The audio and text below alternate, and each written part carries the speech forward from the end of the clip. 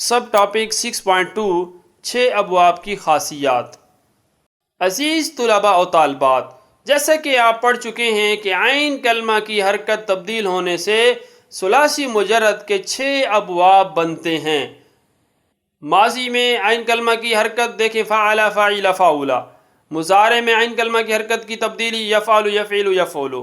تو عین کلمہ کی حرکت کی تبدیلی سے جب ماضی اور مضارع کے پہلے سیغے کو آپس میں ملاتے ہیں، ان کے ہم گروپ بندی کرتے ہیں، تو اس وقت یہ ٹوٹل ویسے تو 9 گروپ بنتے ہیں، 9 سیٹ بنتے ہیں، تو 9 باب بننے چاہیے، لیکن کلام عرب میں جو استعمال ہے وہ 6 ابواب کا ہے، 6 سیٹ ہیں جن کو ہم 6 گروپ بھی کہتے ہیں اور 6 ابواب بھی کہا جاتا ہے۔ تو ثلاثی مجرد کے 6 ابواب بنتے ہیں۔ ان ابواب کے مختلف ہونے سے مختلف معنی پیدا ہوتے ہیں۔ جب باب چینج ہو جاتا ہے تو اس کا معنی بھی چینج ہو جاتا ہے، جیسے گردان تبدیل ہوتی ہے تو اس کا معنی بھی تبدیل ہو جاتا ہے۔ دیکھیں فعلہ کا ڈیفرنٹ معنی ہے، یفعلو کا ڈیفرنٹ معنی ہے، فعلو کا ڈیفرنٹ معنی کیا جاتا ہے۔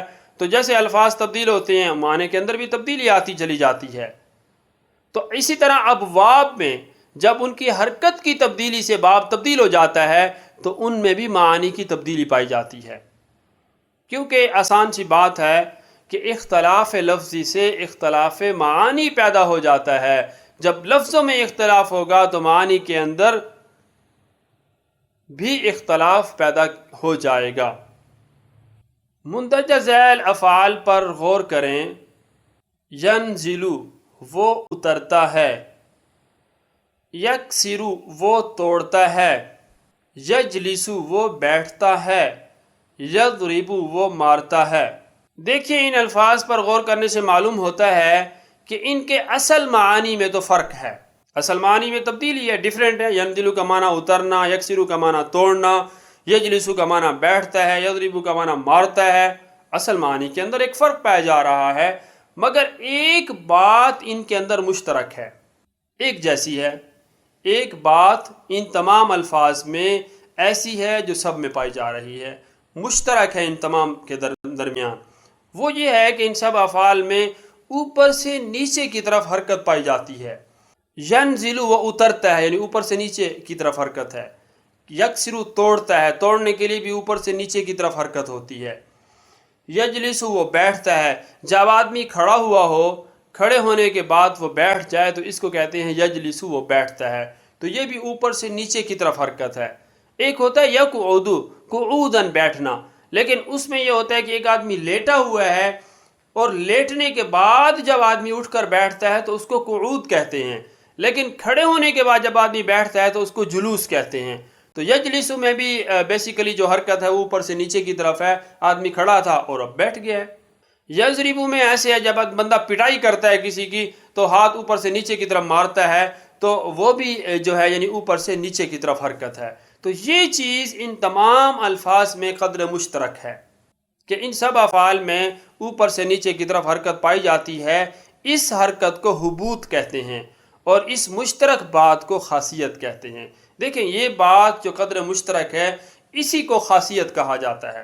چونکہ یہ سب ٹاپک خاصیات سے متعلق ہے تو ہر باب ڈیفرنٹ معنی کے ساتھ ہوتا ہے، ڈیفرنٹ حرکات کے ساتھ ہوتا ہے، ڈیفرنٹ الفاظ کے ساتھ ہوتا ہے، تو الفاظ کے اصل معنی میں تو تبدیلی ہوتی ہے، ظاہر ہے ڈیفینیٹلی ہر لفظ ایک مختلف ہے، اس کا مختلف معنی ہے، لیکن ایک چیز قدر مشترک ہوتی ہے۔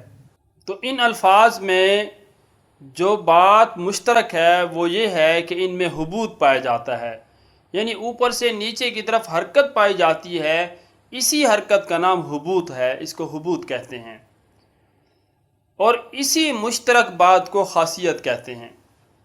ہر باب میں کوئی نہ کوئی خاصیت ہوتی ہے، جو یہ 6 باب ہیں ہر باب کی کوئی نہ کوئی خاصیت آپ پڑھیں گے، تو ہر باب کی کوئی نہ کوئی خاصیت ہوتی ہے، اور وہ خاصیت باب کے اکثر الفاظ میں پائی جاتی ہے۔ یہ ضروری نہیں ہے کہ ایک باب کے فار ایگزامپل اگر 200 الفاظ ہیں تو ان تمام الفاظ کے اندر اس باب کی وہ خاصیت پائی جا رہی ہو، یہ ضروری نہیں ہے، بلکہ باب کے اکثر الفاظ میں وہ خاصیت پائی جاتی ہے، تمام الفاظ میں اس خاصیت کا پایا جانا ضروری نہیں ہے۔ تو اس سلائیڈ میں بیسیکلی جو چیز آپ نے سمجھی ہے وہ یہی ہے کہ خاصیت کسے کہتے ہیں. تو جو بات قدر مشترک ہوتی ہے ایک باب کے الفاظ میں تو اسی کا نام خاصیت ہے. تو اب ہم ثلاث مجرد کے تمام ابواب کی خاصیات کو پڑھتے ہیں اور اس کو سمجھتے ہیں. خاصیت باب اول ضرب یضرب. مندرجہ ذیل الفاظ پر غور کریں.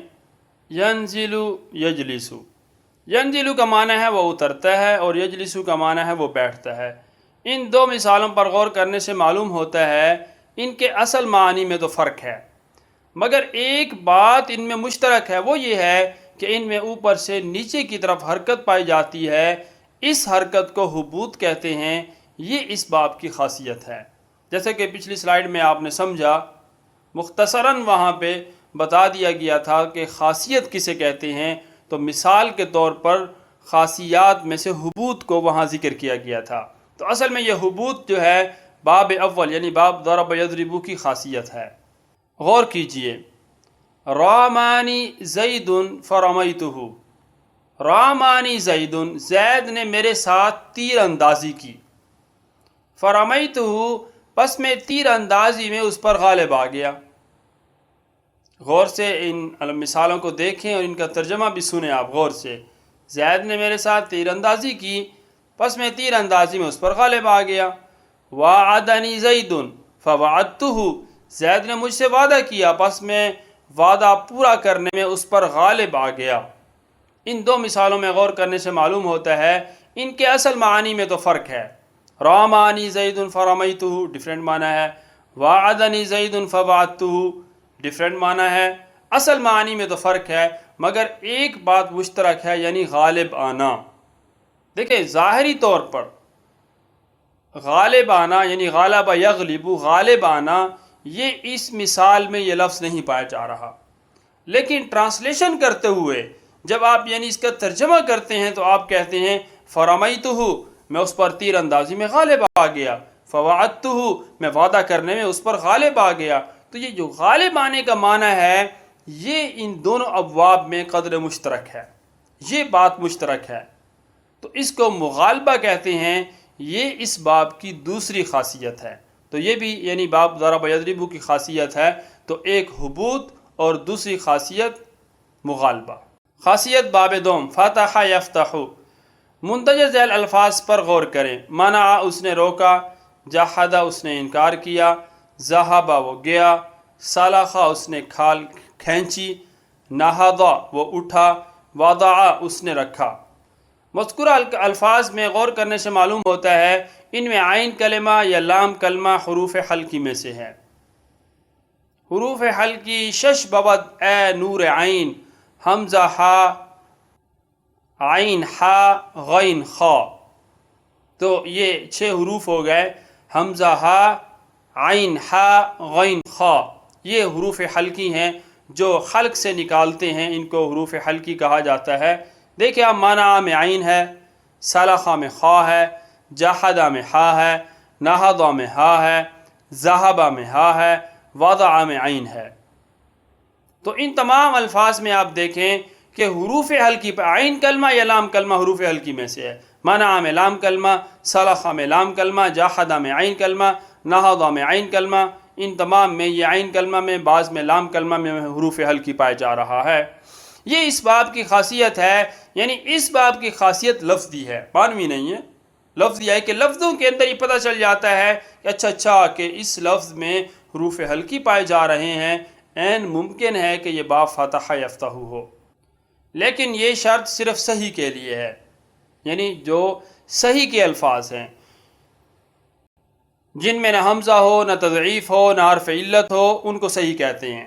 اور نہ دو حرف ایک جیسے ہوں، یعنی تضعیف بھی نہ ہو کہ جس کے فاعل لام کلمہ کے مقابلے میں حمزہ، تضعیف، حروف علت جب یہ نہ پائے جا رہے ہوں، ایسے الفاظ کو صحیح کہتے ہیں.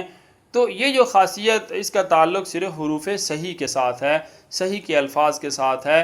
مثال اجوف، ناقص اور محموز وغیرہ کے لیے یہ شرط نہیں ہے. ظاہر ہے اس میں تو پھر واو، الف اور یا اور دو حرف ایک جیسے وغیرہ وہاں پہ تو پائے جائیں گے، تو وہاں پہ یہ خاصیت نہیں ہوگی. خاصیت باب سوم نصر ینصر. خاصمنی زید فخصمتہ، دیکھیں غور کیجئے نا ان مثالوں پر، زید نے مجھ سے جھگڑا کیا، میں جھگڑے میں اس پر غالب آ گیا۔